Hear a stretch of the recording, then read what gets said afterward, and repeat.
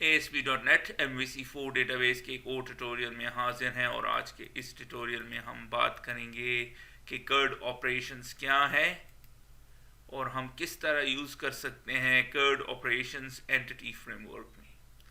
तो आइए चलते हैं, सबसे पहले जानने की कोशिश करते हैं कि कर्ड ऑपरेशंस क्या है या कर्ड से क्या मुराद है।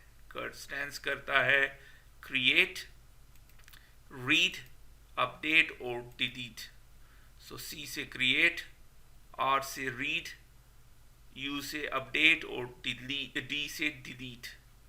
तो इस ट्यूटोरियल में हम सीखेंगे कि हम किस तरह ये सारा प्रोसेस कर सकते हैं और उसके लिए हम यूज़ करेंगे एंटिटी फ्रेमवर्क। तो आइए चलते हैं, स्टार्ट करते हैं विजुअल स्टूडियो और इन कॉन्सेप्ट्स को सीखने की कोशिश करते हैं। इस ट्यूटोरियल में हम उस एप्लीकेशन को यूज़ करेंगे जिसको हमने क्रिएट किया था पिछले ट्यूटोरियल में। तो ये है सोल्यूशन एक्सप्लोरर और आप देख रहे हैं ये एप्लीकेशन हमने क्रिएट की थी। रन करते हैं इसको इस स्टेज पे और देखते हैं क्या होता है। और आप देख रहे हैं ये डेटा लोड कर रहा है। इसके अलावा यहाँ पे लिंक्स हैं क्रिएट न्यू, एडिट, डिटेल और डिलीट के लिए। तो हम इस एप्लीकेशन के लिए कर्ड ऑपरेशंस को डेवलप करेंगे। सबसे पहले मैं क्रिएट करूँगा न्यू की या इंसर्ट की फंक्शनैलिटी या क्रिएट की फंक्शनैलिटी। तो आइए चलते हैं, स्टार्ट करते हैं। चलते हैं व्यू में और आपने यहाँ पे देखना है कि एक्शन रिजल्ट पॉइंट किस एक्शन की तरफ कर रहा है, क्रिएट। ये करंटली हमने इसको क्रिएट नहीं किया, ये हमने अभी तक बनाया नहीं, लेकिन हम देखेंगे अगर आपको हर हाल में इस नाम से बनाना पड़ेगा वरना फिर ये लिंक काम नहीं करेगा। आप इसको चेंज भी कर सकते हैं और मैं इस टेक्स्ट को चेंज कर देता हूँ ऐड न्यू एम्प्लॉई और मैं इसको क्रिएट रहने देता हूँ और कंट्रोलर का नाम दे देते हैं होम।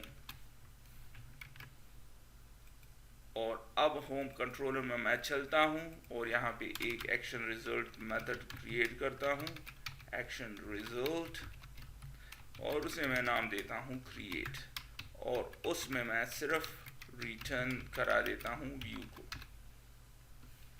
अब इसके लिए व्यू को क्रिएट कर देते हैं जो कि ये रिटर्न करेगा ऐड व्यू, क्रिएट और व्यू इंजन रेजर। और इस दफ़ा मैं ऑप्शन यूज़ करता हूँ create a strongly type view. तो हम सेलेक्ट करते हैं। हम इससे पहले पिछले ट्यूटोरियल में इसको मैन्युअली क्रिएट कर चुके हैं। इस ट्यूटोरियल में मैं इसको इस फॉर्म के थ्रू क्रिएट करूँगा। तो मॉडल एम्प्लॉई है और स्कैफोल्ड टेम्पलेट क्या हो, हम क्रिएट का फील्ड या इंसर्ट वाला टेम्पलेट यूज़ करना चाहते हैं या क्रिएट करना चाहते हैं। और अब इसको अनचेक रखना हमेशा, लेकिन इस पहले दफ़ा में मैं इसको चेक रहने देता हूँ और आपको बताता हूँ कि क्या मसला होगा। क्लिक कर दें ऐड और आप देख रहे हैं इसने हमारे लिए जनरेट किया। और चूँकि इसका नाम क्रिएट है और जब हम अपने इस लिंक पे क्लिक करेंगे तो ये हमें इस व्यू में ले जाएगा। रन करते हैं और देखते हैं काम करता है या नहीं।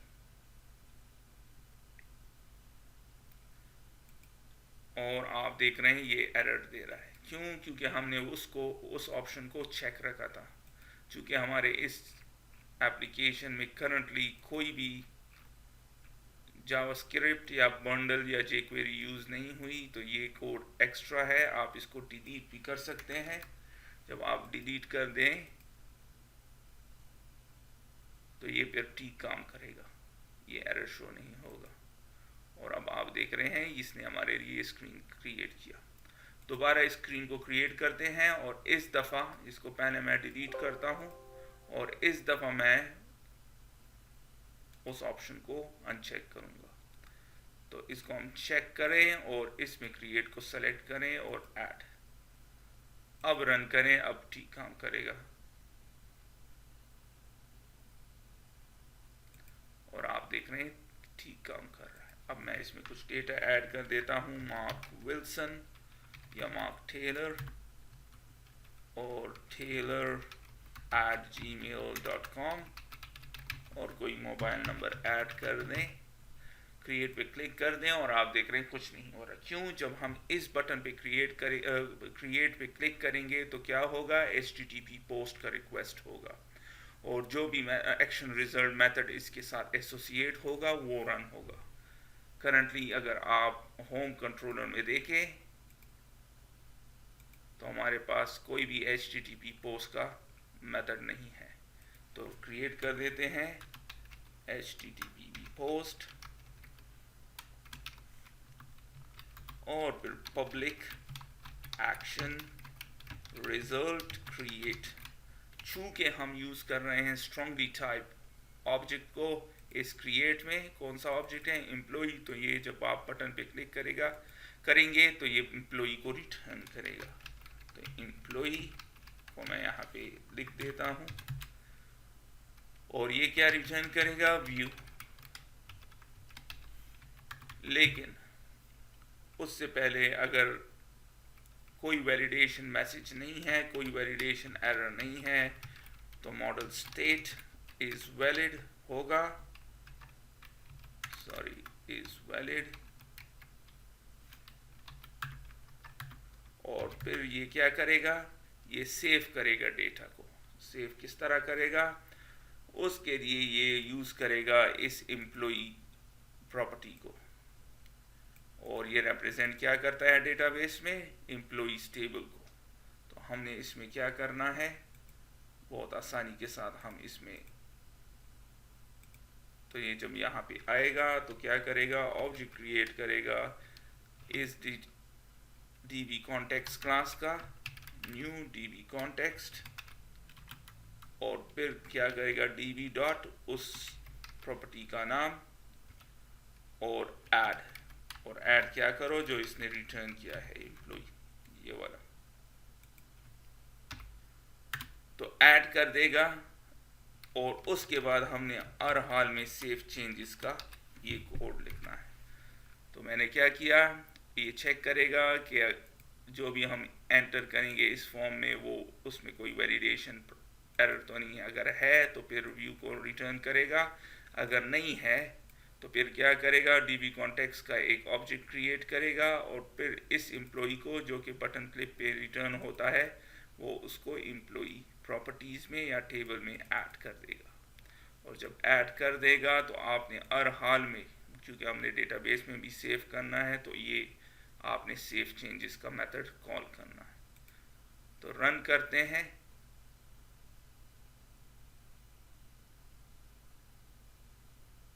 एक चीज हमसे रह गई, जब सेव कर ले तो रिटर्न क्या करें, इंडेक्स व्यू में रिटर्न रिडायरेक्ट हो जाए टू कौन से एक्शन में, इंडेक्स कौन सा वाला है, ये वाला, इस व्यू में ये रिटर्न होगा। तो रन कर दे, एरर दे रहा है और सेमीकोलन हमसे रह गया।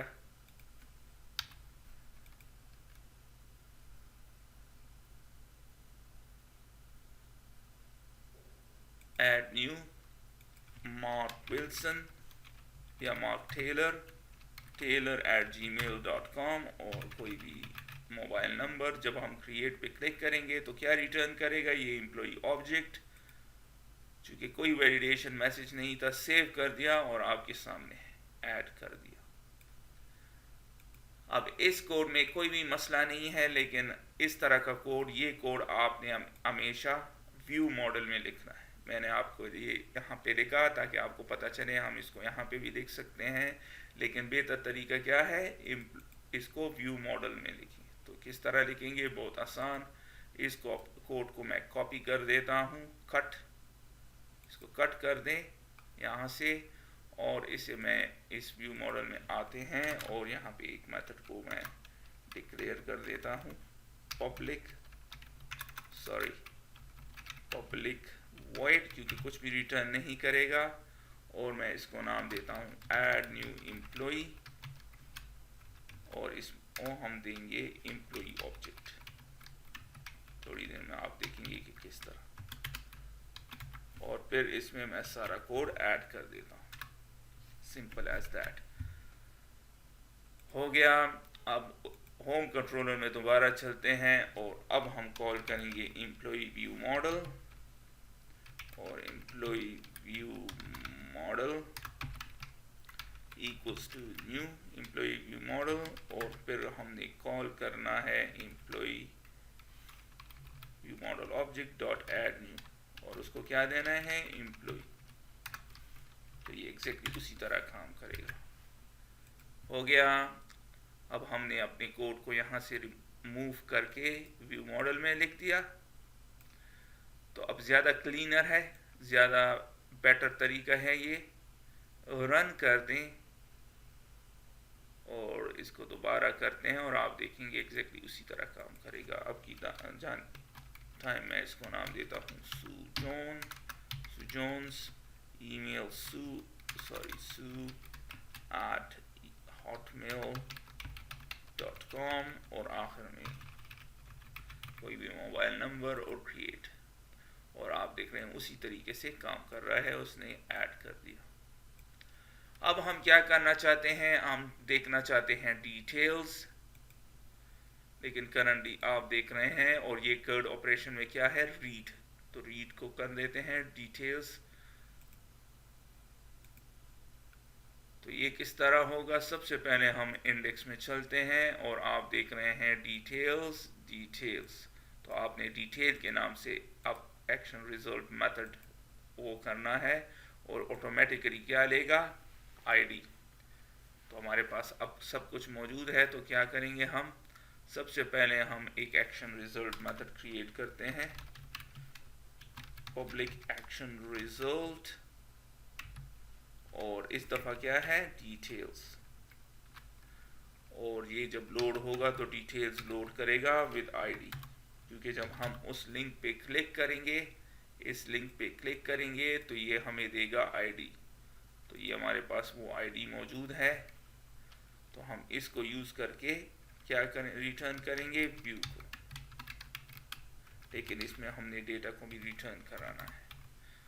तो डेटा को किस तरह रिटर्न कराएंगे, बहुत आसान है। हम इससे कहेंगे एम्प्लॉय मॉडल, व्यू मॉडल में हम इस कोड को लिखेंगे, अभी ये कोड मौजूद नहीं है, view model equals to new employee view model, फिर हमने एम्प्लॉय को रिटर्न कराना है, एम्प्लॉय को लेना है एक जिसकी आईडी हम इसको देंगे, तो उसका डिटेल ये रिटर्न करेगा। तो employee view model dot get employee details by ID, कौन से आईडी, ये जो आईडी हम इसको देंगे। तो जब रिटर्न कर लेगा तो फिर हम इसको सप्लाई कर देंगे अपने व्यू में। करंटली हमारे पास ये मेथड नहीं है हमारे व्यू मॉडल में, तो जनरेट कर देते हैं, राइट यहाँ पे क्लिक कर दें, ये जनरेट कर देगा, और फिर गो टू डेफिनेशन, तो पब्लिक, अब हमने इसको ये दे दिया है, ये हमें लेके देगा हमारे व्यू मॉडल से। तो किस तरह, बहुत आसान, इसी तरह इसका एक ऑब्जेक्ट क्रिएट कर लेते हैं और फिर इसमें फाइंड करते हैं इस आईडी का, फाइंड करते हैं इस आईडी को देके, बहुत आसान है। रिटर्न, इसने हमें रिटर्न करना है क्या, db.employees, वही टेबल में, और डॉट फाइंड, फाइंड क्या करो, इस आईडी। तो अगर आप इस फाइंड को देखें तो ये क्या रिटर्न कर रहा है, एम्प्लॉय आपके सामने है। सबसे पहले इसने लिखा है एम्प्लॉय dt सेट, तो इसका मतलब है जब ये होगा तो रिटर्न क्या करेगा, एम्प्लॉय, सिंपल एज दैट। इस कोड का हम थोड़ा सी डिफरेंट तरीके से भी लिख सकते थे, लेकिन ये आसान तरीका है।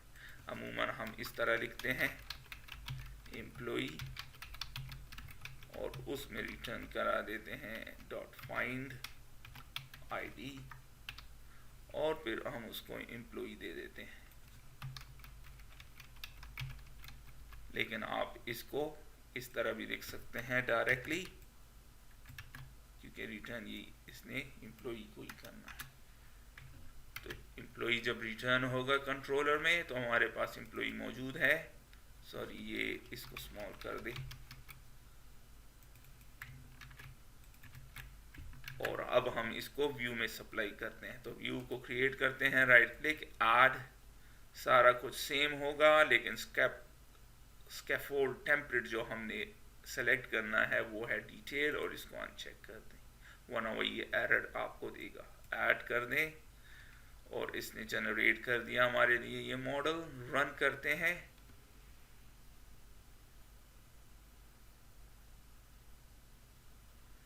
और किसी भी डिटेल्स पे क्लिक कर दें और आपको देख रहे हैं जॉन स्मिथ और वो डिटेल। और back to the list Mark Taylor वाला देख लेते हैं, मार्क टेलर और टेलर जीमेल और वही, और फिर सू जोन्स वाला भी आपको दिखा देते हैं।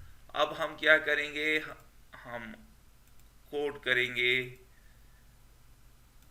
अपडेट के लिए। तो अपडेट के लिए सबसे पहले हमने उसी तरह जिस तरह हमने डिटेल किया है कोड को कॉल करेंगे सारा डिटेल, लेकिन इस दफ़ा एग्जैक्टली इसी को कॉल करेंगे गेट एम्प्लॉय डिटेल। बट इस दफ़ा अगर हम डिटेल में चलें तो आप देख रहे हैं सिर्फ डिस्प्ले करा रहा है, शो करा रहा है। उस केस में, अपडेट के केस में ये टेक्स्ट बॉक्स 4 होगा, तो आपको लोड करा के देगा टेक्स्ट बॉक्स में ताकि आप चेंज कर सकते हो। किस तरह, बहुत आसान।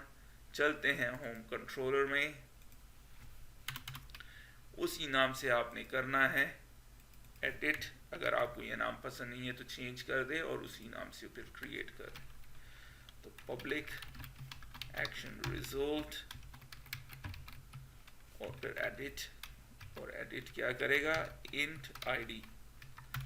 ये सारा वही कोड यहीं से कॉपी कर लेते हैं क्योंकि हमने डेटा को लोड कराना है। अब इसको व्यू, इसका व्यू क्रिएट करते हैं, राइट क्लिक वही, लेकिन स्कैफोल्ड टेम्पलेट क्या होगा, एडिट, और इसको अनचेक कर दें।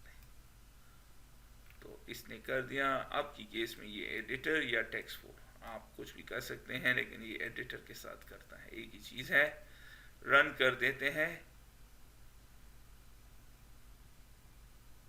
और डिटेल्स में आपको इस तरह शो कर रहा है, और एडिट में आपके को इसने टेक्स्ट बॉक्स में लोड कर दिया।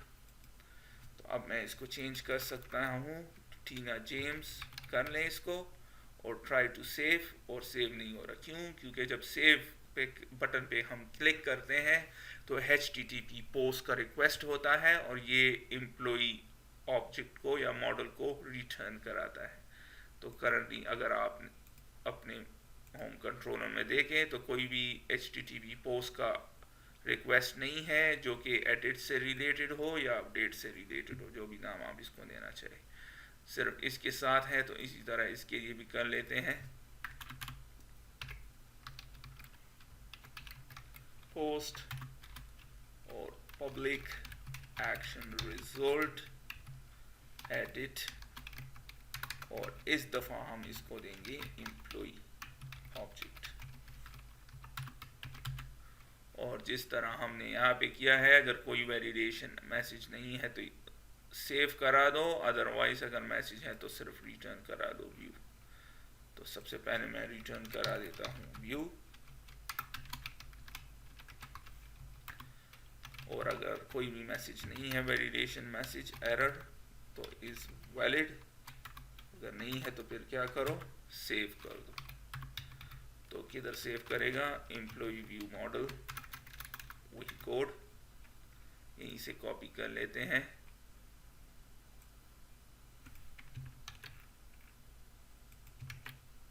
Simple as that. और ये क्या हो जाएगा, अपडेट एम्प्लॉई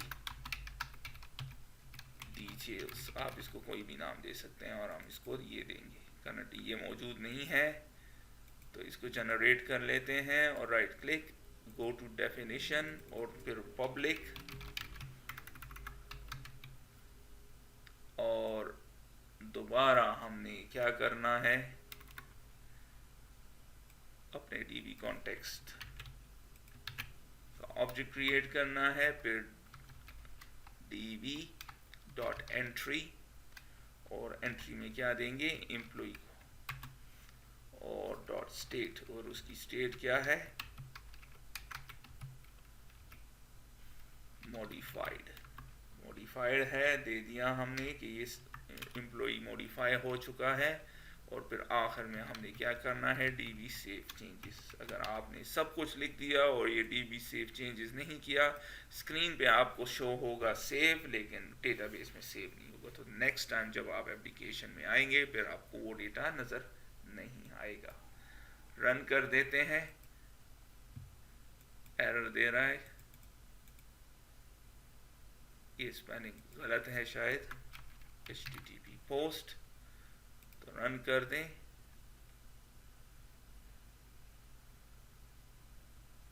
और जॉन स्मिथ की बजाय मैं इसको जॉन मार्टिन कर देता हूं, और सेव पे क्लिक कर दें, और आप देख रहे हैं ये जॉन मार्टिन हो गया। और मैं इसको भी चेंज कर सकता हूं,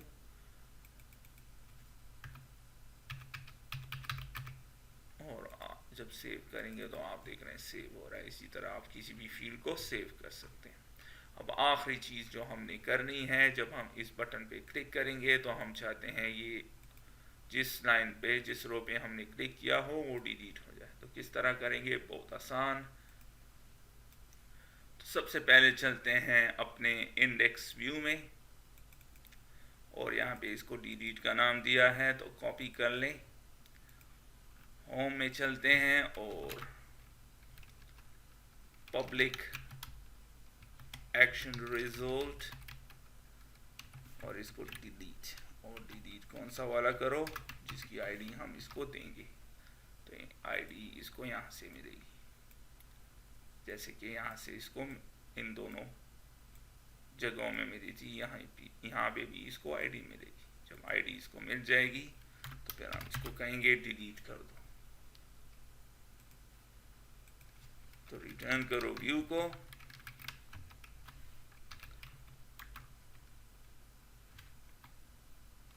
एक्चुअली व्यू को रिटर्न करने की कोई ज़रूरत नहीं, हमने सिर्फ इसको देना है कि एम्प्लॉय व्यू मॉडल, उसका एक ऑब्जेक्ट क्रिएट करेंगे, new employee view model, sorry, और फिर हम कॉल करेंगे अपने उसमें एक मेथड, और उसको कहेंगे डिलीट एम्प्लॉय, और उसको आईडी देंगे। और फिर जब प्रोसेस हो जाएगा तो रिटर्न हमने के रिडायरेक्ट हो जाएंगे अपने इंडेक्स एक्शन में या व्यू में। तो ये अभी मौजूद नहीं है, इसको जनरेट कर लेते हैं। जनरेट हो गया, गो टू डेफिनेशन और पब्लिक, और यहाँ पे हमने लिखना है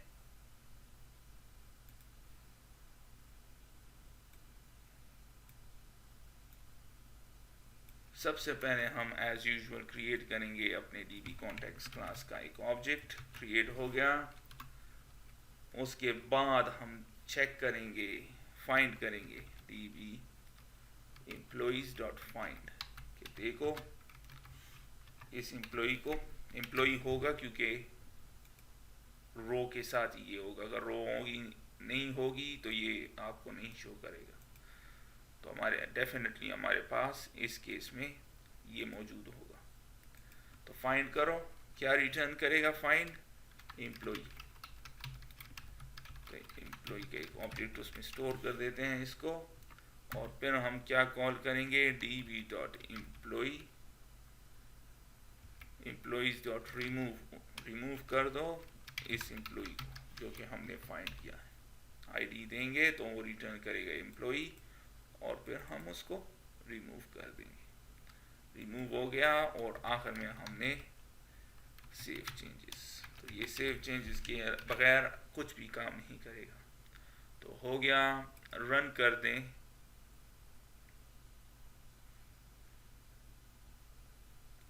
और आप जिस भी रो पे क्लिक करेंगे वो आपके लिए डिलीट कर देगा। सो जॉन्स डिलीट हो गया, और जॉन मार्टिन आपके सामने।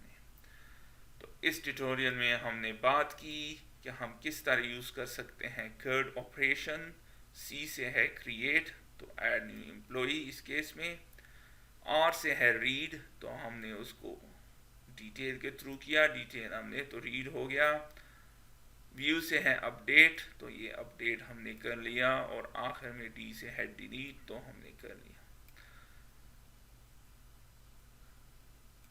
एंटिटी फ्रेमवर्क में इंपॉर्टेंट चीज़ ये डीबी कॉन्टेक्स्ट क्लास है, जिसकी प्रॉपर्टीज़ होती हैं।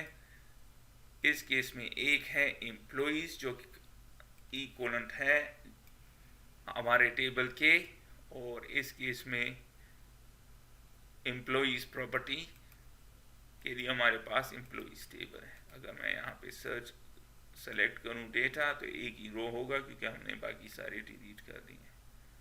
तो आपके सामने है। तो अगर आपको इस कॉन्सेप्ट की समझ आ जाए तो फिर बहुत सिंपल है। एम्प्लॉय व्यू मॉडल में हमने ऐड के लिए क्या किया, उस प्रॉपर्टी में हमने एक और एम्प्लॉय को ऐड कर दिया, और फिर क्या कॉल किया, डीबी सेव।